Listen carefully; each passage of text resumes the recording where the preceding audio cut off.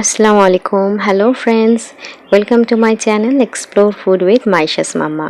মাইশার রিকোয়েস্টে আমি বাড়িতে বানিয়েছিলাম কুলফি, তো সেই রেসিপিটা নিয়েই হাজির। চলুন স্টার্ট করা যাক। প্রথমেই বলে দিই, কুলফিটা ব্রেড দিয়ে বানিয়েছিলাম, তাই এইভাবে ব্রেডের কর্নারগুলো বাদ দিয়ে আমি দুটো ব্রেড ক্রাম্বেল বানিয়ে নিয়েছিলাম।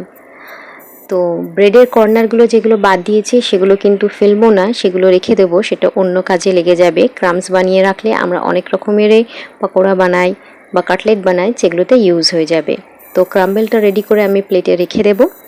আর এবার একটা প্যানের মধ্যে আমি 500 ml দুধ অ্যাড করে দিলাম।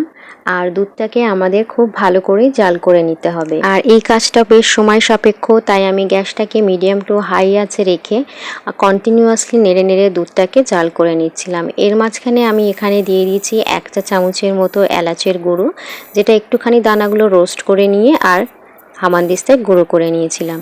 এবার আমি এখানে অ্যাড করে দিয়েছি 1/4 কাপ পাউডার দুধ, আর এখানেই আমি অ্যাড করব 1/4 কাপ চিনি। এক্ষেত্রে বলে রাখি, পাউডার দুধ দেওয়ার সময় যেটা আমি ভুল করেছি সেটা আপনারা করবেন না। এই গরম দুধের মধ্যে পাউডার দুধ দিলে কিন্তু অনেকটাই দানা হয়ে যায়, তো সেটা মিক্স করতে আমার অনেকটাই সময় লেগে গেছিলো। সেক্ষেত্রে বলবো, একটুখানি দুধ বাটিতে তুলে নিয়ে সেটাকে ঠান্ডা করে তার মধ্যে পাউডার দুধ মিক্স করে এতে ঢেলে দিতে পারেন। এতে করে দুধটা তাড়াতাড়ি মিক্সারের সাথে মিশে যাবে আর কোনো লাম্পস হবে না। তো এখানে দুধ চিনি দেওয়ার পরে দুধটা অনেকটাই পাতলা হয়ে এসেছে, তো এটাকে আবার আমরা মিডিয়াম টু হাই আছে ভালো করে জাল করে নেব। আর এখানে আমি অ্যাড করে দিচ্ছি 2 টেবিল চামচের মতো কুচানো আলমন্ড, কাজু আর পিস্তা, একটু ক্রাশ করে রাখা স্যাফরন। তো স্যাফরন আপনাদের কাছে না থাকলে দেওয়ার কোনো প্রয়োজন নেই। তো এটাকে আমি 5 মিনিট ভালো করে ফুটিয়ে নিয়েছি। ফুটিয়ে নেবার পর এবার আমি ব্রেড ক্রাম্বসগুলো অ্যাড করে দিচ্ছি। ব্রেড ক্রাম্বস অ্যাড করে দিয়ে আমি এটাকে আরও কিছুক্ষণ আমরা গ্যাসে এবার মিডিয়াম টু লো আঁচে রান্না করব, যাতে ব্রেডটাও খুব ভালোভাবে দুধের সাথে মিক্স হয়ে যায়। আর এই অবস্থায় ক্রমশ নেড়ে নেড়ে আমরা দুধটাকে জাল করব। আর এতে করে খুব ভালোভাবে ব্রেড ক্রাম্বসগুলো দুধের সাথে মিশে যাবে। আর কড়ায় যে কোনাগুলো লেগে যাচ্ছে দুধের স্বর, সেগুলোকে খুব ভালো করে পরিষ্কার করে নিতে হবে। আর দুধের স্বরগুলো খুব ভালো করে মিক্স করে নিতে হবে। তো এইভাবে কড়াটাকে ভালো করে চামচের সাহায্যে পরিষ্কার করে করে নিয়ে ক্রমশ নেড়ে নেড়ে আমরা দুধটাকে গাঢ় করে ফেলেছি। আর এবার একদম মিক্সচারটা আমার কুলফি বানানোর জন্য একদম পারফেক্ট হয়ে গেছে। তো এবার আমরা এটাকে 10 থেকে 15 মিনিটের জন্য ঠান্ডা করে নেব। তো ঠান্ডা হয়ে যাবার পর এটাকে এবার আমরা মোল্ডের মধ্যে ঢেলে নেব। তো এটা খুব ভালোভাবে ঠান্ডা করে নিয়েছি। তো আমার কাছে একটা আইসক্রিমের মোল্ড আছে, তো সেটার মধ্যে এবার স্পুনে করে আমি অল্প অল্প করে ভরে নেব। তো এটার কালারটাও কেশর দেওয়ার ফলে একটু চেঞ্জ হয়েছে, দেখতে খুব সুন্দর লাগছে। আর এগুলোকে ঝটপট আমি সব ভরে ফেলবো। এই সময় মাইশা ঘুমাচ্ছে, তো এই কাজটা খুব নিশ্চিন্তেই করতে পারছি।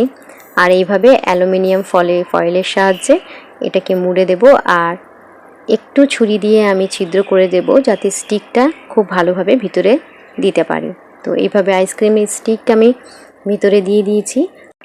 আর যেটুকু এক্সট্রা আছে সেটুকু আমি মাইশার ছোট দুটো গ্লাসের মধ্যে শিফট করে দিচ্ছি। আর ওই দুটোকেও আমি অ্যালুমিনিয়াম ফয়েলের সাহায্যে ঢেকে তারপরে আমি গার্ডার লাগিয়ে আর স্টিকটা দিয়ে দেব। আপনাদের কাছে যদি অ্যালুমিনিয়াম ফয়েল না থাকে তাহলে যে কোনো প্লাস্টিককে কেটে এইভাবে আপনারা দিয়ে গ্লাসেও বানাতে পারেন, মোল্ড ছাড়াও।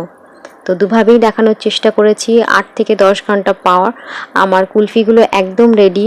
আর এবার সাথে মাইশা আছে, ভীষণ দুষ্টুমি করছে, মানে রীতিমতো কুলফির ওপরে হামলা করে দিতে পারলেই বাঁচে।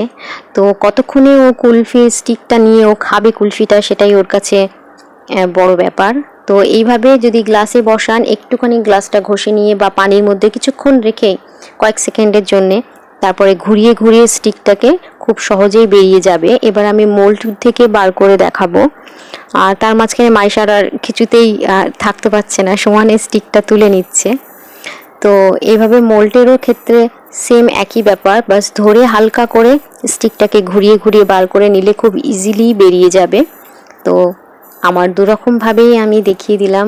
মোল্ড না থাকলেও আপনি ছোট ছোট গ্লাসে খুব সহজেই বাড়িতে কুলফি বানিয়ে নিতে পারবেন এইভাবে। আর আমাদের কুলফিটা খেতে সত্যি খুব ভালো হয়েছিল। আশা করছি রেসিপিটা আপনাদের ভালো লাগবে। ভালো লাগলে লাইক, শেয়ার আর সাবস্ক্রাইব করতে ভুলবেন না। আর গরমের জন্য একদম পারফেক্ট, বাচ্চাদের খুশি করার জন্য এই রেসিপিটা সবাই ট্রাই করুন। আবার হাজির হবো অন্য কোনো দিন অন্য কোনো রেসিপি নিয়ে। ততদিন সবাই ভালো থাকবেন। আল্লাহ হাফিজ।